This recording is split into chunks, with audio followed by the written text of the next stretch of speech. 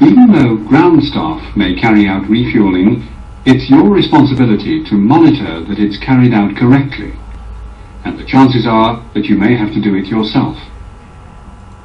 Refueling is potentially dangerous, so make sure that the fuel truck and the aircraft are connected to a satisfactory ground, and there is no electrical equipment near the refueling point.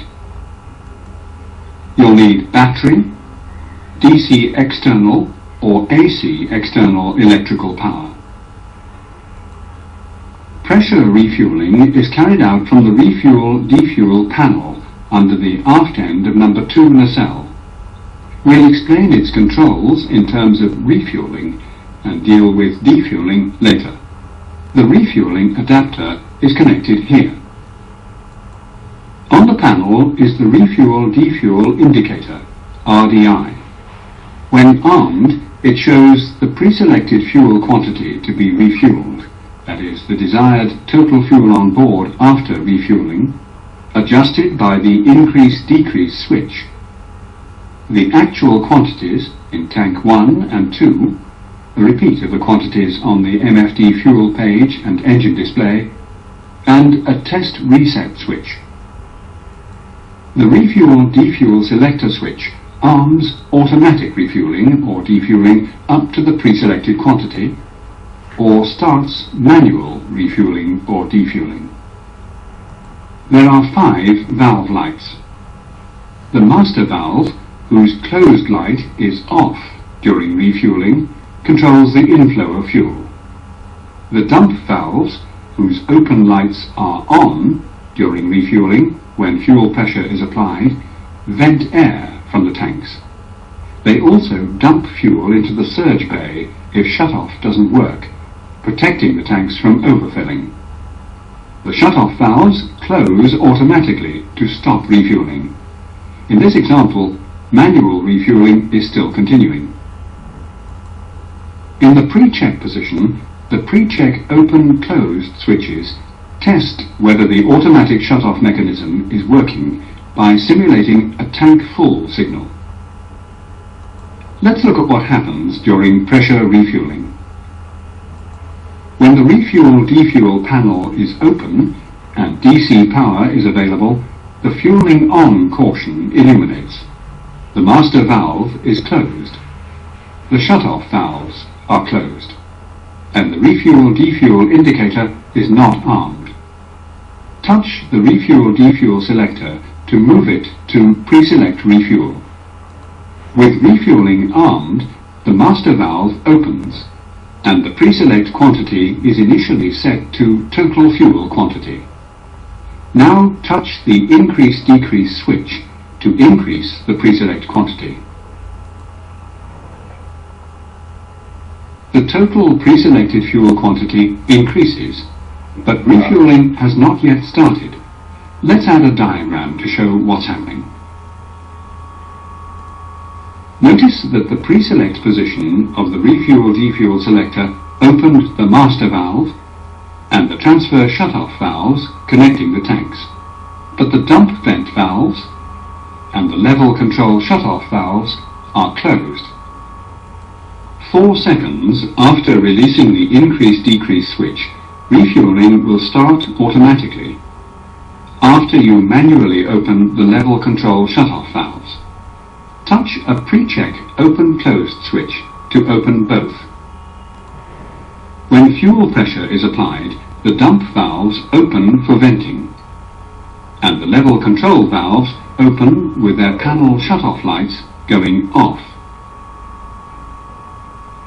The tank quantities increase as fuel is pumped in symmetrically to both tanks. Note that the auxiliary pumps are not used during pressure refueling. During automatic refueling, you should perform the pre-check test to verify that the automatic shutoff system is working. Touch the pre-check switch for tank 1 to hold it in pre-check. The level control valve should close and its shutoff light should come on. Refueling should restart for the selected tank when you release the switch. You should then check tank 2. The fuel quantity computer continually compares the pre-selected quantity with tank levels. When the actual quantity in a tank is 1/2 of the pre-selected value, the level control shut-off valve for that tank closes.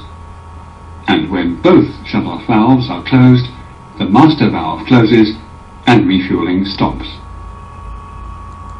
You should then switch off pressure at the fuel truck. The dump valves will close. And finally close the pre-check open-closed switches. For manual refueling, there is no pre-selected quantity. You firstly put the refuel-defuel selector to the refuel position. Touch the refuel-defuel selector. Then simply open the level control shut-off valves for each tank to start refueling. Touch one pre-check open-close switch. Manual refueling starts. The shut-off lights go out and the dump valve open lights come on.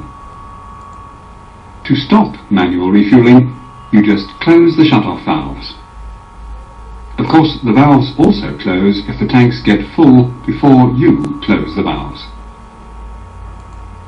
During an automatic or a manual refueling, you can stop refueling at any time by closing the level control shut-off valves or by switching off power to the panel, closing the master valve, or by aborting the process with the reset switch, although this is really for maintenance.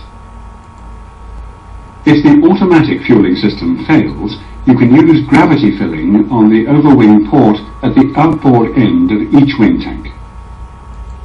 Again, ensure that the fuel truck and the aircraft are properly grounded. Be careful not to lean a ladder or drag a hose across the wing leading and trailing edges. You can use fuel transfer to the opposite tank, or each wing must be refueled individually. Overwing gravity refueling is entirely manual. There are no automatic shut-off provisions. On each wing, one height measuring unit, commonly known as a magnetic or magnet dipstick, can be used to measure fuel quantity on level ground. After releasing a rod, allow it to drop until it becomes attracted to the float magnet. Then read the quantity aligned with the underside of the wing. Because of wing dihedral, the stick will read full when the tank is more than 85% full and empty when less than 15% full. During defueling, flow through the transfer manifold connecting the wing tanks is reversed, so fuel is sucked out to a fuel truck. The process is similar to refueling, but the dump valves stay closed. You can defuel automatically by using the pre-select defuel position on the rotary and setting the desired total fuel on board quantity with the increase-decrease switch.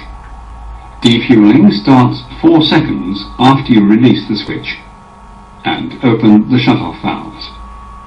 Defueling stops when the quantity in a tank is down to half of the pre-selected quantity.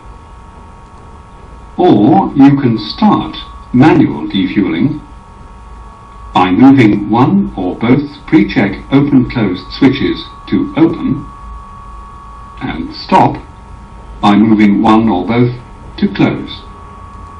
During defueling, the auxiliary pumps come on automatically to assist, and the fueling on caution will also illuminate to remind you. Finally, fuel transfer in flight or on ground. Transfer is likely to be necessary after single engine operation or if one tank is overfilled during refueling.